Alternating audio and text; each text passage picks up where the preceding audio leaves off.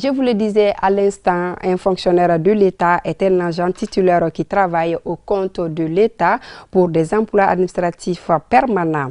La loi numéro 02053 du 16 décembre 2002 régit le statut général des fonctionnaires de l'État. Elle interdit à toute personne recrutée au compte de l'État d'exercer une autre activité parallèle. Cependant, certains fonctionnaires vont à l'encontre de cette loi, dont certaines dispositions leur permettent tout de même de s'épanouir dans leurs fonctions. Lala Diaratouri. Un fonctionnaire de l'État est un personnel titulaire qui a vocation exclusive d'occuper au sein des services publics de l'État les emplois administratifs permanents d'un niveau hiérarchique correspondant, à en croire la loi numéro 02053 du 16 décembre 2002 en son article 1er. Ce qui sous-tend que le fonctionnaire doit être dévoué à la tâche pour laquelle il a été recruté. Ce texte interdit cependant aux fonctionnaires de mener une quelconque activité autre que celle étatique.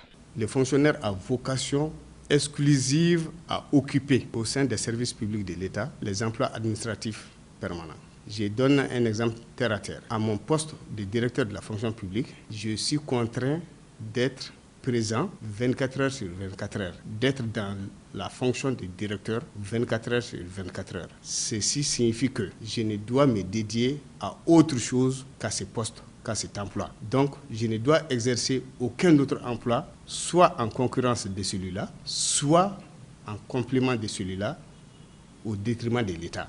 Le statut général lui-même ne prévoit pas de dispositions précises, mais si on analyse le contenu, c'est que le statut vous met dans une position statutaire d'emploi permanent qui ne devrait pas vous permettre de mener d'autres activités.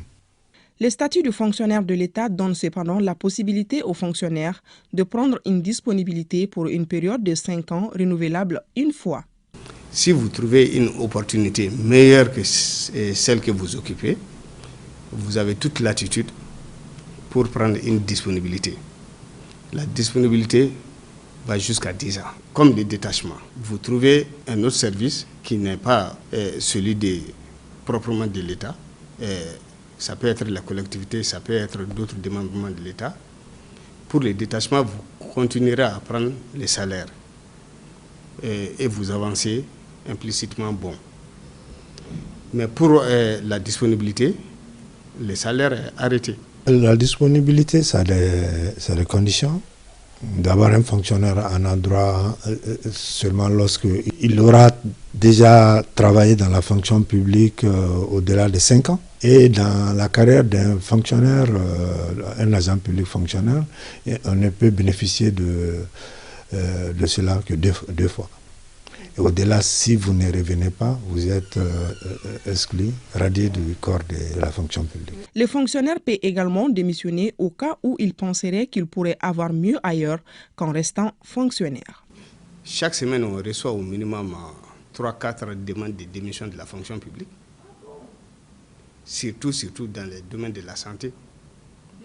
C'est loyal et je crois que c'est une bonne chose et pour l'État et pour les démissionnaires. Selon ce même texte, certaines dérogations sont prévues pour certains corps de métier. Il s'agit entre autres des médecins et des professeurs d'enseignement supérieur. Mais le même statut permet ce qu'on appelle, qui prévoit le statut particulier, qui font qu'il y a des fonctions, des fonctionnaires, des agents publics qui ont la possibilité, selon les statuts particuliers, de mener d'autres activités additionnelles. Il s'agit là du corps de l'enseignement, du corps des médecins et d'autres corps qui peuvent être amenés à enseigner.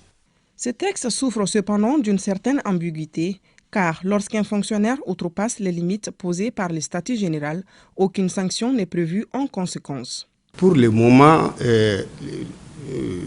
la fonction publique ne dispose pas de textes en la matière qui sanctionnent clairement cet état de fait. Dans les années antérieures, avant la démocratisation, il y avait beaucoup de restrictions qui ont été corrigées, atténuées. plein d'insuffisances. Ça, on le dit toujours à nos étudiants, parce qu'en fait, il y a un statut général et des statuts connexes. Et lorsque le statut a été adopté, la logique voudrait qu'il y ait des actes réglementaires, c'est-à-dire des décrets et des arrêtés qui devraient compléter, qui devraient préciser. Mais malheureusement, ça n'a pas suivi. Le statut général actuel qui régit les fonctionnaires de l'État est en relecture afin de l'adapter aux changements que connaît la société.